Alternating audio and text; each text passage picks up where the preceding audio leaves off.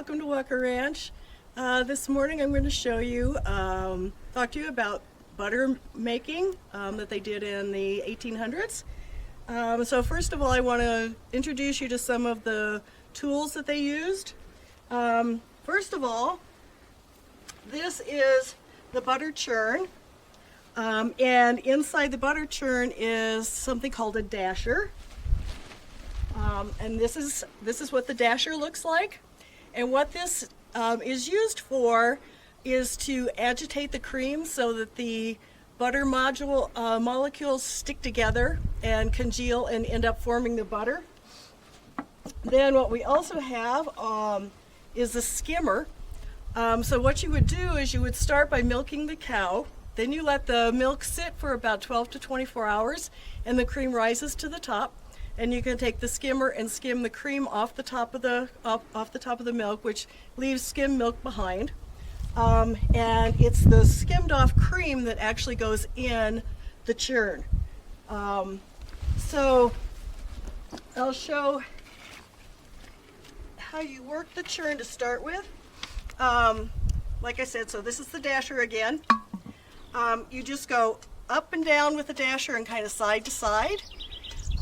At 60 degrees is an optimal temperature to churn butter.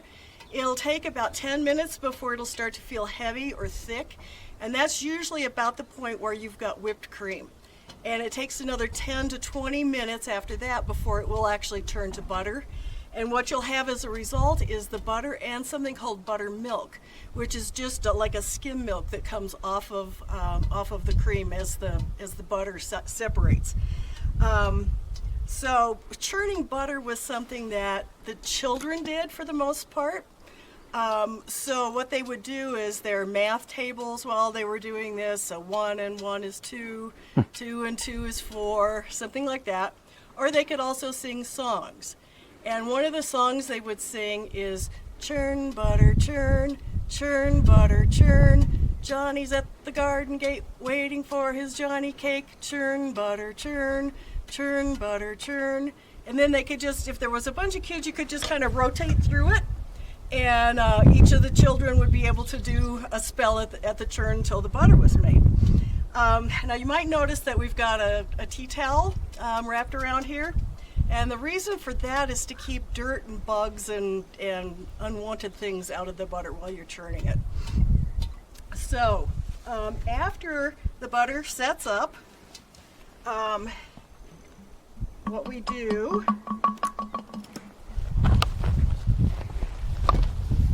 if you want to take a peek in there,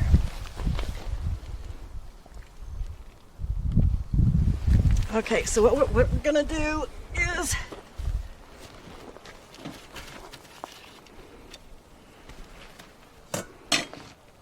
we're going to pour it in here. So what I'm doing is draining off the buttermilk. And don't get confused, this is not like buttermilk that you get at the store. That's a really rich, this buttermilk is really more like a skim milk.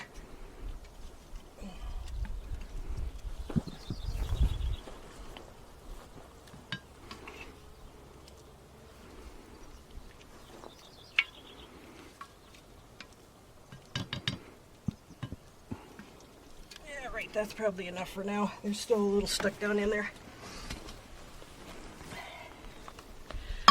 So it's really important to drain off as much of the buttermilk as you can, because if you leave that behind, it accelerates the spoilage of the butter. Another thing that they would have done is add salt to the butter. That's done as a preservative, and it's also done for flavoring. You know, it tastes better if it's got a little bit of salt in it. So if you look at these butter paddles right here, this is something that would have been used. They would have worked the butter with these paddles. And there's grooves that go down the length of the paddles. And what that does is it allows the buttermilk to run out as they're actually working the butter with these paddles. So, oops, I got lots of buttermilk here. So what we could do, they would save this and use it for cooking or just drinking. Let's see how much of a mess I can make. Okay, and then after they've got enough of the buttermilk out, then what they would do is put it in a butter press. And that's what this is. So this is how you would make cubes or, you know, some form of butter rather than just a pile like that. What you would do is put the butter in here, pack it, and then push it out.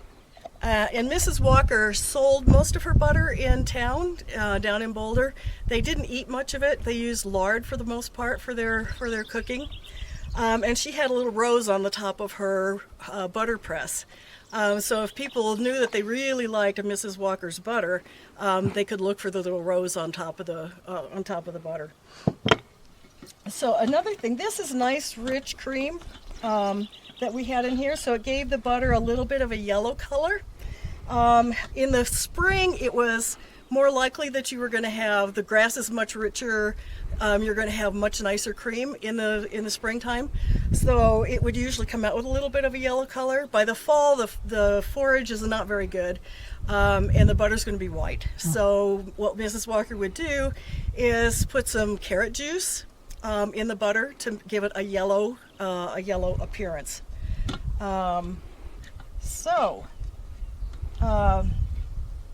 The other thing I wanted to talk about was the little song I was singing about Johnny cake, which is basically cornbread. And I got real curious one day about why they called it Johnny cake. And so I looked it up, and it turns out that while the pioneers were coming across the country, they met up with the Shawnee Indians. And the Shawnee Indians made something similar to cornbread. And the pioneers learned how to make it, and they called it Shawnee cake. And over time, it just kind of got warped from Shawnee cake into Johnny cake.